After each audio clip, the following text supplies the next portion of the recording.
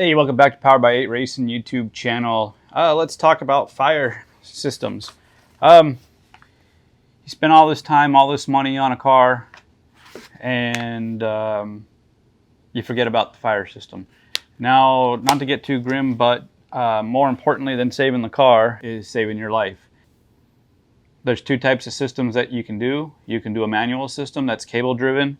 You'll pull a handle, it'll basically activate the fire extinguisher, or you can do an automatic system that detects a temperature and then self-deploys.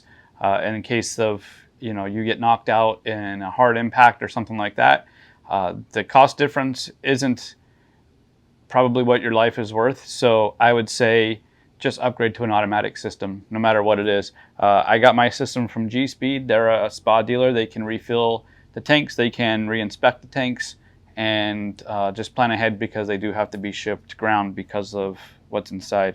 I did the AFFF, the foam system. I did that because it's a couple arguments. You can depend on who you talk to. If you go the gas systems, then the idea is that it doesn't prevent a reignition once the gas has run out. With the foam system, it will coat areas and help prevent reignition of a fire. The argument also against the foam is that the gas can get places that the foam can't get because of it being a gas. I did the foam system. You just got to choose on your own. Don't do a dry chem system. That's just old school and just junk. And don't even put a dry chem fire extinguisher in your car. Like, just skip that trash and just spend a couple extra bucks on a better system, because if you're using a fire extinguisher that's handheld, that's dry chem, that means that you're probably capable of handling a fire extinguisher of something else. The damage that dry chem is going to do to your equipment far exceeds what it's going to cost you just to get a fire extinguisher that's not dry chem. So, with that said, Powered by Ocho. let's get to what's in the kit. So you get the tank. This is a 4-liter tank, I believe, is what this is. Yep, 4-liter tank. The nozzles, it comes with 4 nozzles. These are 90-degree nozzles, so there's 4 of these, 2 for the driver, and 2 for the engine bay. I'm going to put one on either side, and we'll go over that when we get there. It comes with 2 anti-submarine brackets, so those will go on there just to help the bottle not slide on an impact. It comes with the control box, some hose for the nozzles, some hose that goes from the extinguisher to the Y connector for the nozzles, and then it comes with your electrical connections. Already in the car, it comes with 2 switches. It comes with one for the cockpit, and it comes with one for the window area or outside. It's waterproof for safety officials. And then it comes with 2 stickers. These are for the car, not for around the shop. Yeah, just follow your local rule set, whatever their guidelines are and where it should be installed. Going back and forth with others, we're going to probably point one so that it goes towards my mid-torso, and then I'll have one up higher that's going to go towards my head and my chest, and then one on either side of each fuel rail header area will be the 2 for the engine bay. You can get a second bottle. Some people like to run a couple nozzles to the back, like to the diff, if you've got stuff back there. We're not going to do that. We're just going to stick with the 4 nozzles and the 1 tank. All right, I think that's it. Let's go to the car and I'll show you where I'm going to put everything. All right, so you can see this is where the bottle is going to go. And then I'll have a hose that's going to come up to the firewall area. And then from there, I'll be able to go through here if I need to, or I can go across to the driver's side where I need to. But this is going to be the general area where I plan on putting it. I'll drill a hole up through the floor, and I'll put a plate under there. And then I plan on putting rib nuts in here, and I'll go over that once we get to that point. But I really need to just mark where the tank's going to be, and I need to get the first set of holes drilled so I can take the tank out of the bracket and kind of get things lined up that way. Just make sure if it moves at all, it's going to work. So then I'm going to just kind of outline it here. I'll slide these on. These go on like, no, I guess this isn't going to work very easily. That'll be right about here. So that's going to be there. So I'm going to take it back out of the car. I'm going to get the rib nuts set in here. I'm going to try to put the submariners and kind of rivet those in with the rib nuts as well. The directions have them on top of this bracket, so I don't want to put them on the bottom of it if I don't have to, but that's what we're going to do. All right, so I've got the clamp set up for, like I said, I'm going to try to rivet this on with that plate. Just make sure that if you do it this way as well, that you've got this still facing the direction you need it to be with relation to where you want that to be, or else you're going to be finding yourself in a bad spot later.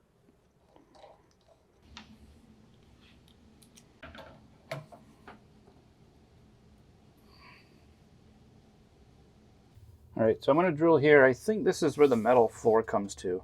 You can hear the balsa get harder. I think that's what these points are. But I don't remember what I ripped off the floor here. So I'm just going to drill.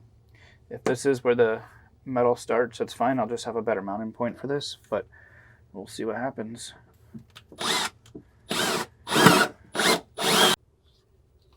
So because of my lack of reach, I'm just going to use a smaller drill bit, and then I'm going to come up from the bottom.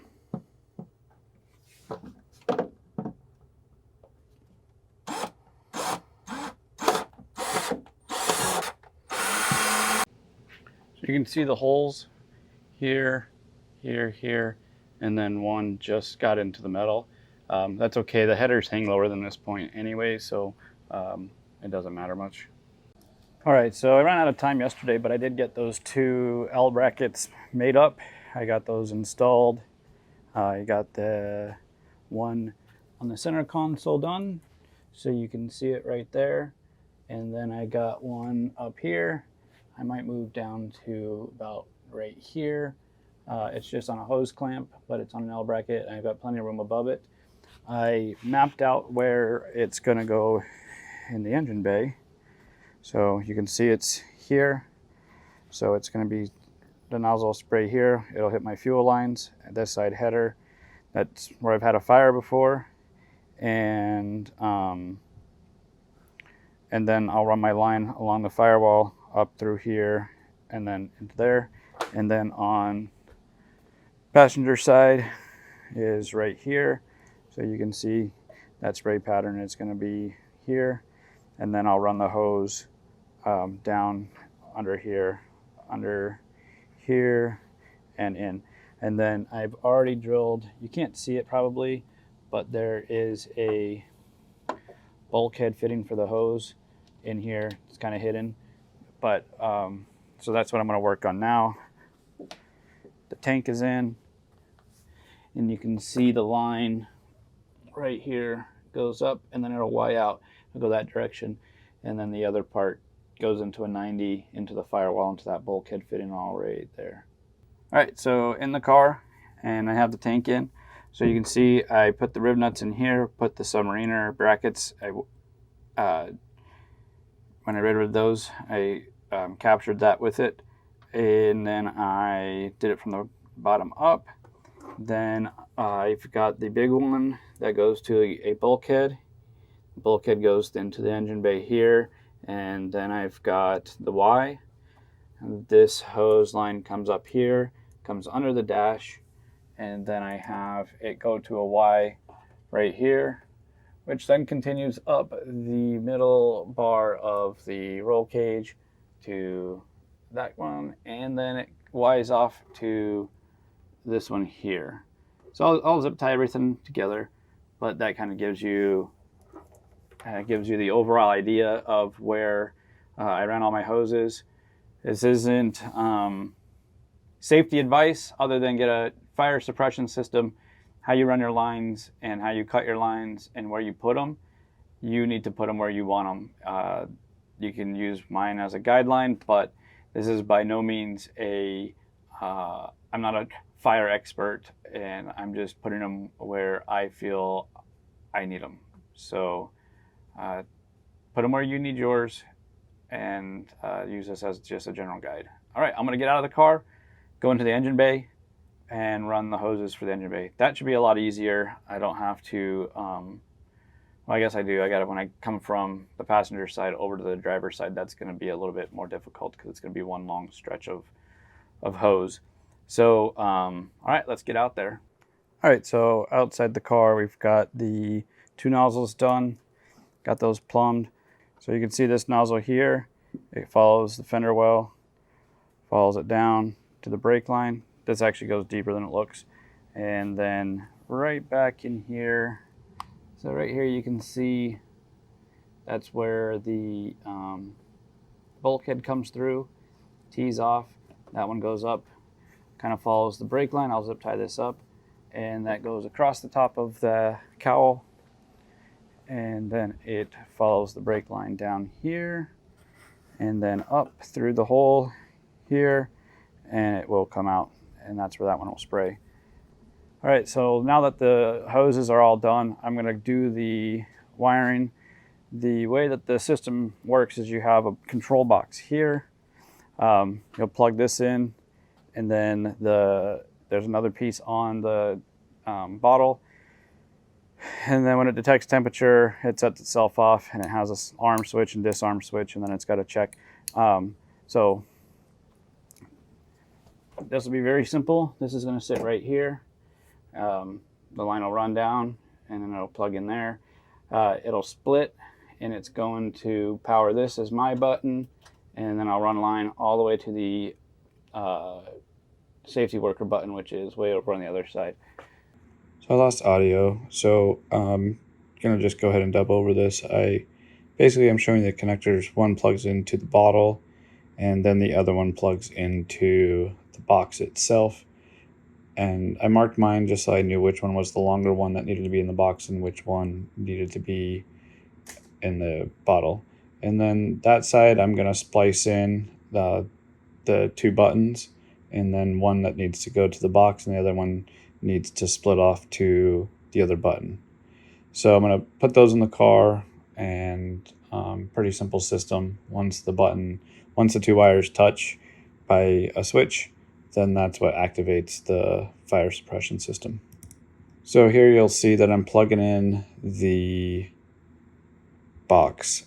Now it has the 3 pins and it screws in. It can only fit one way, so it's not that difficult to do. I just made it harder than it needed to be. And then I started to route my lines, organizing where I wanted them to go and how I wanted them to be routed. So I pushed them up through here, didn't think anything of it, and I had already pre-drilled the dash for the button, so all I had to do was put the wires through the dash. Now this step here is where I really messed things up. I plugged the bottle in here, and so at this point I have it plugged into the box, and I have it plugged into the bottle, and I have bare wires at the switch. I didn't realize that I had armed the box at some point, but let's just watch what happens. As I reach over to plug in the other wires for the other switch, I moved the wires just ever so slightly and it went off. Now, of course, I was panicking. I didn't realize what had happened until after it had happened. Obviously, disconnecting it wasn't going to do anything, but I wasn't thinking about anything. So all I could think of was just covering it, trying to protect the electronics from getting wet. And I just sat there and let it spray until it was empty. There wasn't much else I could do. You can see the coverage was pretty grand. Yeah, let's see how long this sprayed for.